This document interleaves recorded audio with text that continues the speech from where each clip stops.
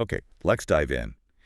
Sometimes the most familiar stories, the ones we think we know inside out, they can hold these incredible hidden depths. Absolutely. And today, we're looking at maybe the most familiar hero of all, Superman. But not just Superman the hero. No, not a Our bar. source material, this text called Superman, the Avatar of the Fused Monarch, it proposes something. Well, pretty mind-blowing. It really does. It says Superman is like a complete cipher, a blueprint Hmm. for something called the Monarch and his great cycle. Basically, a description of a cosmic final boss. Right. And what's fascinating, truly fascinating, is that the source isn't just drawing, loose parallels. It argues that Superman is the most complete, the most direct, the most powerful allegory for this whole cosmic story. Wow. It suggests that everything about him, his secret identity, his powers, his fortress, it all describes this monarch figure in a dormant state, his divine nature, and this ultimate world-altering purpose he has. Okay, hold on. Before we get into the Superman specifics, maybe we should quickly define those terms for everyone listening.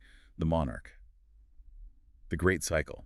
What are we talking about here, according to the source? Good idea. So the monarch, as the source describes it, isn't like a human king. It's this singular divine entity, often dormant, kind of like a sleeping god king, representing the ultimate cosmic power and balance within this whole system. A sleeping god king, okay?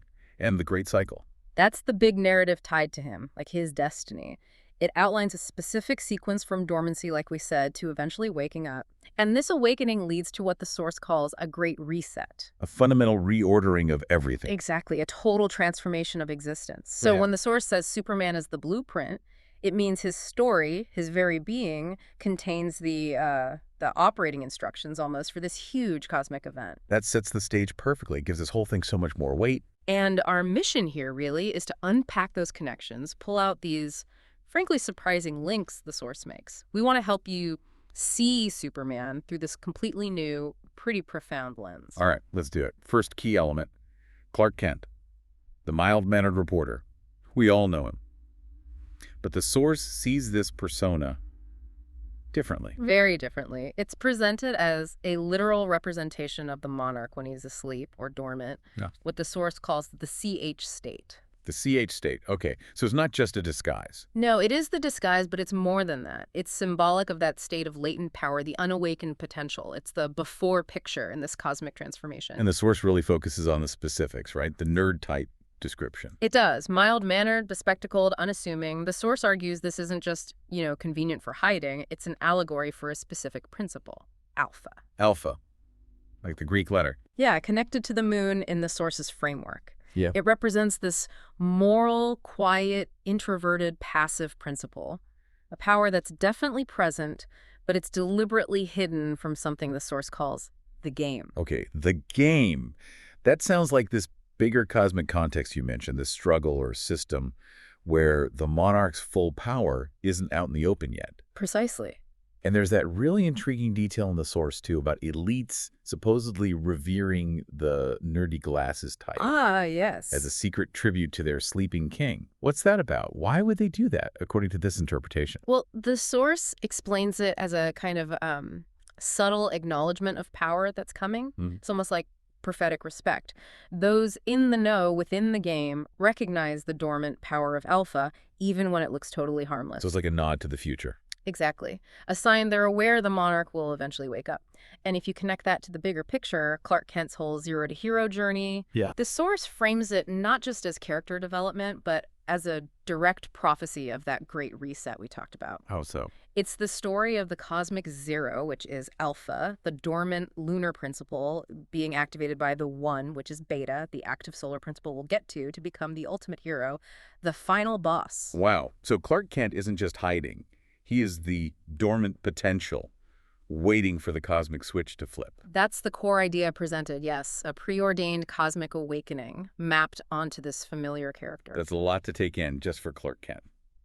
Okay, let's move from the hidden identity to something incredibly visible. Yeah. The costume. Red and blue. Iconic. The source says this isn't just a cool design, it's a heraldic banner, a diagram even, of two divine principles fused together. Exactly. And this raises that question, how deep does the symbolism actually go? The source claims every single element is loaded with meaning.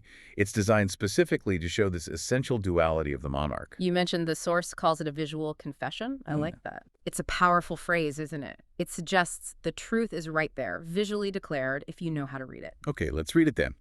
Starting with the blue suit.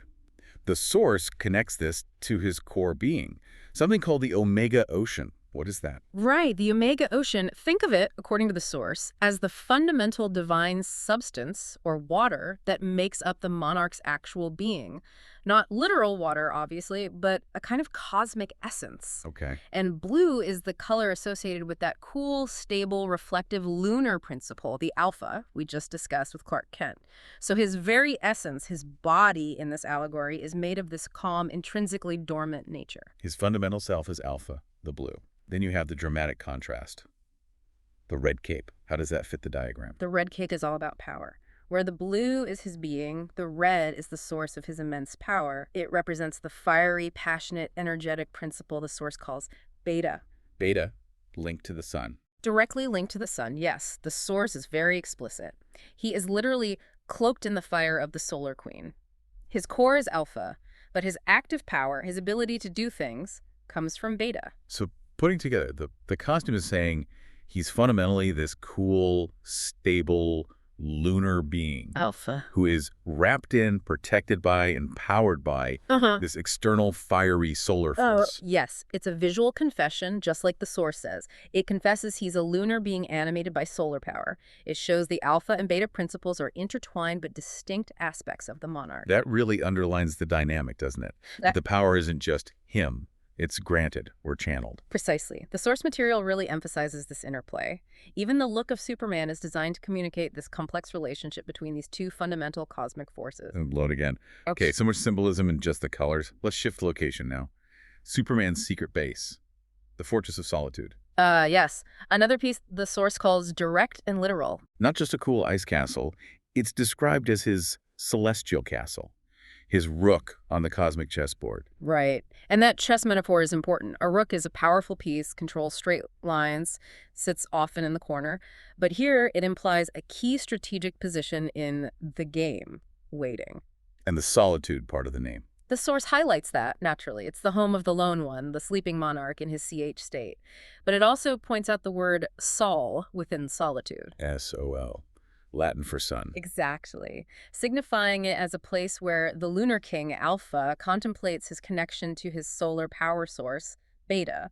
It's like his cosmic meditation room where he reflects on the power he wields but doesn't originate. Wow. Okay, and the physical location in the comics, the Arctic, the North Pole, the source sees significance there, too. Huge significance. It describes the North Pole as the established axis mundi. The world axis. Yeah. The center point. Yes, an ancient concept for the world's spiritual or cosmic center. The source calls it the bullseye of the game. And it says the fortress is the monarch's throne at this central point, specifically calling it the Black Rock or Rups Nigra. The Black Rock, Rupees Niga. That sounds very specific. What does that signify? It symbolizes something unshakable, foundational, the ultimate anchor point. So the fortress isn't just a hideout. It's depicted as the absolute central throne for this watching, waiting, dormant power. That image is incredibly potent. This lone king on his unshakable throne at the exact center of the world, contemplating his power source, waiting for his cue in this cosmic game. It paints a very specific picture, doesn't it? It really does. And speaking of that power source, let's talk about the most common Superman fact everyone knows. He gets his power from the sun. Right. The source material insists this is not a metaphor. No, it calls it the fundamental law of the game. A law. So it's baked into the rules of this cosmic system. That's how it's presented, yes. Yeah. It underscores that critical dependency. The energy exchange is essential for the monarch to be active. He's not self-powered when he's in his super state. He needs that external solar input. It solidifies the whole alpha-beta dynamic. And the source clearly defines the roles here, right? Alpha is the vessel. But beta is the battery. Exactly. He himself, the alpha principle, is described as indestructible, eternal. The source uses the term the rock, like a fundamental piece of existence. The rock. But his ability to act like a Superman, to use the powers, that's entirely dependent on the energy he draws from the solar queen, from Beta. So it's this deep symbiotic relationship. He provides the stable form, The sun provides the active energy. Precisely. It's presented not just as a comic book mechanic, but as a fundamental operating principle for the monarch within this cosmic system. His super state is the fusion of these two principles, constantly recharged by the solar connection. It's a whole energy cycle. Okay, so let's try and synthesize all of this. We've got Clark Kent as the dormant, moral alpha principle, the monarch in his sleeping CH state. He wears a costume that's a diagram. Blue suit for his alpha essence, red cape for the fiery beta power he's cloaked in. Right. He draws his active energy directly from beta, the sun, the solar queen. The fundamental law. He resides alone in his fortress at the absolute center of the world, the Axis Mundi, on his black rock throne. Waiting for the moment to transform from zero to hero, activate fully, and bring about this great reset. He's the ultimate promise, or maybe threat, of the final boss. You got it. That's the complete picture the source material paints. It takes the entire Superman mythos, all these familiar elements, and weaves them into this incredibly cohesive, detailed blueprint for the Monarch prophecy. It shows how interconnected all these symbols are in this specific interpretation that really transforms the story. Right. It does. From a simple hero narrative into this complex allegorical system predicting cosmic power, dormancy, purpose, and this ultimate preordained destiny. A complete vision of this ultimate being, just waiting. Well, I really hope this deep dive gave you listening a completely new way to think about such a classic character. It's truly amazing what you can uncover when you really dig into the layers of a story, especially with a guide like this source material. Superman, the avatar of the fused monarch. It just shows, even the stories we think are simplest can hold these profound hidden blueprints for maybe cosmic dramas we hadn't even considered. And that does leave you with a rather important question to think about, doesn't it? Which is? If Superman, arguably one of the most recognized figures in modern culture, can carry such an intricate, hidden blueprint for a cosmic monarch, according to the source, well, what other stories, what other myths, maybe ones that seem straightforward on the surface, are just waiting out there for us to decipher their own deeper allegorical meanings hidden within our culture?